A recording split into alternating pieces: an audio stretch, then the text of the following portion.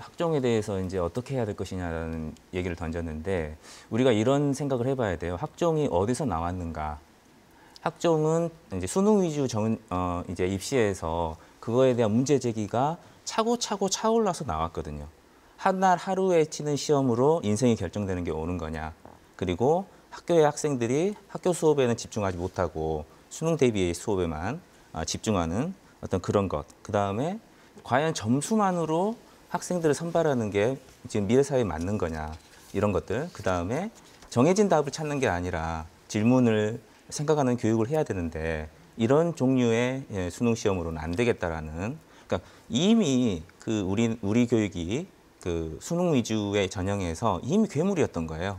거기에 대한 해결책으로 학종이 나왔던 거거든요. 근데 여기서 그러면 이 나온 학종에서 문제가 생겼기 때문에 다시 돌아가자? 저는 그건 아니라고 봅니다. 분명히 나온 건 분명합니다. 문제가 발생한 건요. 그렇다고 해서 옛날에 있었던 학종이 지금 괴물이었다면 이미 그 전에도 이미 괴물이었어요. 그렇기 때문에 지금 나타난 문제점에 대해서 저는 철저하게 분석하고 보완해 나가야 된다. 전향적인 대책을 마련하자. 그러나 그게 정시 위주의 과거 교육으로 돌아가는 건 안 되겠다라는. 어떤 대책이 있을 수 있을까요? 그러니까 제가 교수님께서도 아까 언뜻 말씀하셨지만은 내 외부의 어떤 검증 시스템, 그러니까 외부 검증 시스템도 저는 가능하다고 생각합니다. 그래서 선진국 같은 경우에는 대부분의 내신 평가, 졸업고사를 교사가 평가를 하되 채점을 하되 서로 교차 평가를 한다든지 국가 공인기관에서 그것을 검증한다든지 어떤 이런 것들을 거칠 수 있고 아까 교수님 말씀하신 것처럼 그 전 단계로서 학교 안에 어떤 그런 검증을 할 수 있는 또 외부인이 참여할 수 있는 어떤 그런 제도. 아까 이현 쌤이 이제 대학에 대해서 문제 삼았지만 대학에도 공익 입학사정관이 참여한다든지 해서 지금 나타나고 있는 문제점들을 고쳐나가자.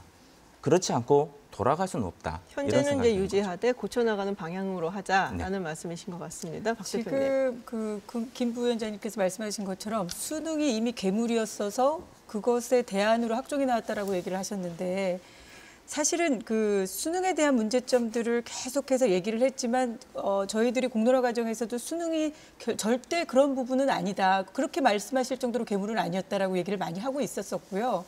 근데 이제 그 부분을 얘기하자면 뭐 길어지긴 하는데 그렇다면 수능이 잘못된 부분들을 지적하신 부분들이 결국은 학종으로 회복이 됐냐, 해결이 됐느냐 이 얘기인 거예요. 하나도 해결 안 됐어요. 내신 경쟁 여전히 치열하고요. 아이들 뭐 성적으로 줄 세운다 똑같아요. 결국은. 근데 뭐 대학에서는 결국은 과정 중심을 평가하기 때문에 학종에 대한 긍정적인 말씀들을 계속 하셨는데 현장에서 그러지 않다는 거죠. 학생들한테는 현장에서. 기회를 많이 줘야